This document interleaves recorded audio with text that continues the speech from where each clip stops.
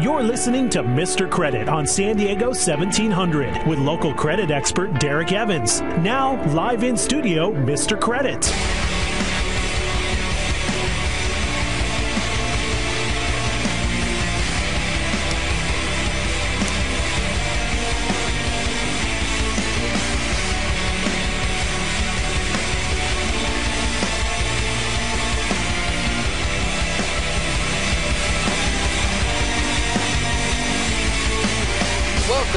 Mr. Credit. We are live. We are local here in San Diego, Sorrento Valley to be exact. We're bringing you the most important hour in radio.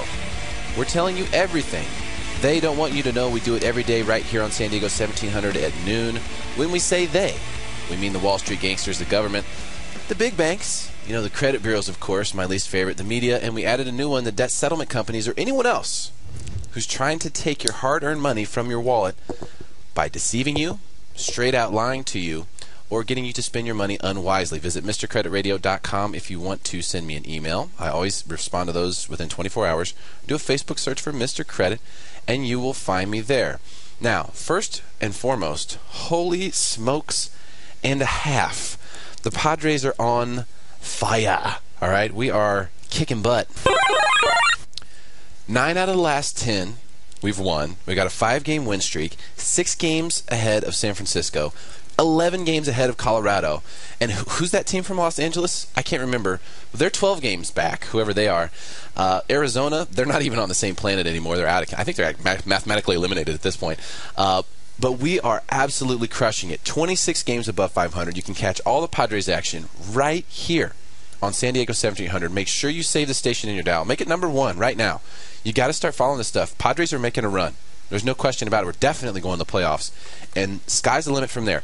Tonight at Milwaukee, 5 o'clock start time. If you can't make it out to Milwaukee tonight, go ahead and catch the game right here on 1700 AM San Diego. All right? We got all the Padres action right here. You don't have to go anywhere, but jump on the bandwagon. It's not too late. There's still some games left. Obviously, we've played, 120 games. There's another 40 games left. We got plenty of time for you to jump in, go down, check it out. Support the team, all right? Whatever you do. It is Fun Friday here on the Mr. Credit Radio Show, and as you know, we like to have some fun. On Fridays, we goof off a little bit, because here, come on. There's a lot going on the whole week. Everybody's working hard. We've got bills to pay. We're looking forward to the weekend. And on Fridays, the thing that we really want to do is we really want to have some fun. We want to lay back. We want to laugh going into the weekend. We want to feel good. I'm Rick James. We want to feel real good going into the weekend. Today, I've brought in a very special guest for me and someone who can definitely bring a lot to the program. Actually, an extremely good friend of mine, Mark Savage, who has just made the trip. And we're going to be talking about your journey, the minimalist journey. Mark, thank you for being here. Thanks for having me, Derek. It's really good to be here, too. We'll give you a round of applause real quick. Let me ask That's live in studio. Yeah, there's people here. Yeah, we've got like 40 people in here. Let me ask you this right off the bat. Have you ever been on the radio before? I have not. So you're a rookie. How are you feeling right now? A little anxious, man. This is a neat experience. I'm trying to just take it all in and just be excited about the opportunity to be here, dude. Honestly. Yeah. Well, it's great to have you. Mark and I we've created music. We go way back. We've played in front of live audiences. Thousands of people. And we've got a lot of history. And I wanted to bring you in not just as a friend, but just to talk about your journey, which I think is so cool. The minimalist journey. And this is something that you are on right now. This is something you're living, something that you're writing.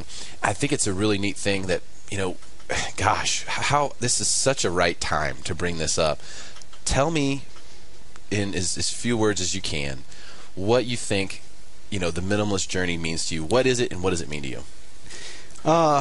Man, how far back should I go? So, in the end of 2009, I will make this brief.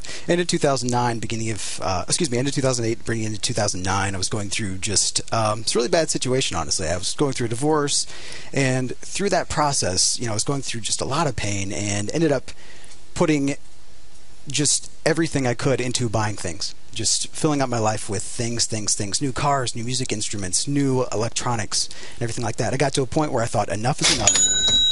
And I made a list of everything I owned. It was over 3,000 things, and I thought, I'm going to get down to 100 things, just kind of arbitrarily. So you basically, you were taking some of the pain that you were feeling and you were channeling it through purchasing new items. Like there's a slight euphoria that people get when they spend money. It's the same reason that people get addicted to shopping, especially people who get addicted to shopping online, like let's say eBay, for example, like someone I know who's very close to me right now. So there's this little euphoria that people get from purchasing things, and you're using that to compensate, let's say, for some sadness or some hard times that you were going through, and you accumulated a bunch of stuff. Yep. Eventually you realized that all this stuff was empty. It was meaningless. And, that small euphoria you got from the purchase was something that wore off very quickly. And then you ultimately decided that, I don't need these things. So what happened next? What happened next is I started either giving or donating, selling things, and just to minimize. Originally I was living in a larger apartment. I decided I was going to move to a single-bedroom apartment. Through that process, I realized if I'm going to get my overhead this low, why don't I just travel? And through the process of that, I talked to some people that are really close to me that I trust and whose opinions I respect, and they said, that's kind of a neat thing that you're doing. Why don't you write about it? And so through that, I started MinimalistJourney.com and a Facebook community, and it's just been honestly very uplifting. You've got like over 4,000 people following you on Facebook. Yeah.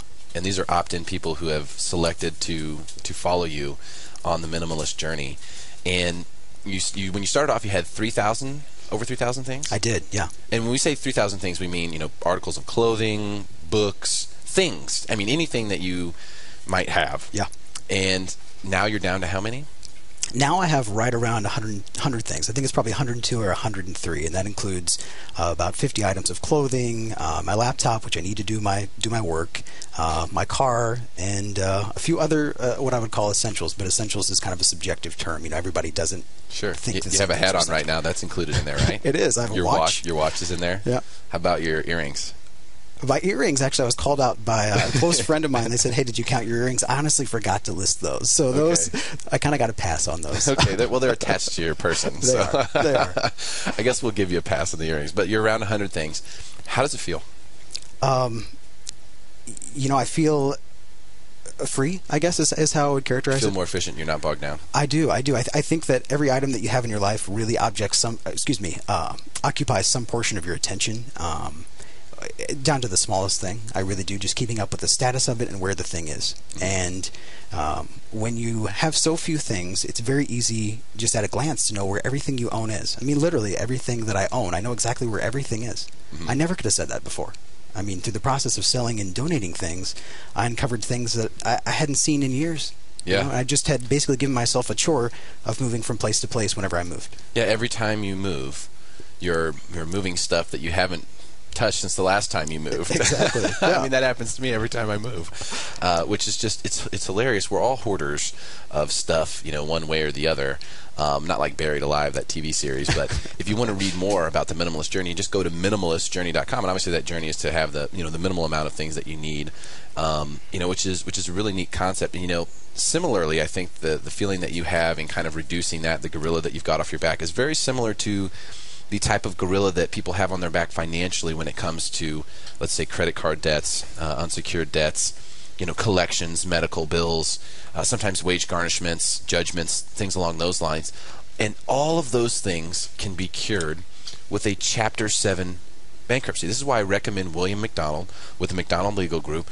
If anyone is feeling that pressure, if you have that gorilla on your back, if you don't feel good about things and you want to just break away and just clear it up, you can call William McDonald today and get a free consultation. He'll explain to you how you can use it to your financial benefit. And your financial benefit is going to be your mental benefit eventually. That's the way that it works. Call him today, 858-437-0103. Really easy number to remember, 858. Told you we're in Sorrento Valley. Okay, that's 858 territory. 4 plus 3 equals 7. 437-0103. 1 plus 3 equals 4. That's what we started with, 437-0103 with the 858 to begin, and that's how you contact William McDonald to get a free consultation. Tell him Mr. Credit sent you, okay? Find out how you can get the gorilla off your back and get the real feeling of euphoria that Mark is feeling right now. Very similar concept, the way that he feels, the way that he acts, the clarity that he has, the increased amount of patience. There's absolutely no fuse. I noticed, we had that experience at the casino where you got really screwed recently, and you were totally calm about it. I mean, there's a clarity that comes with getting those gorillas off your back.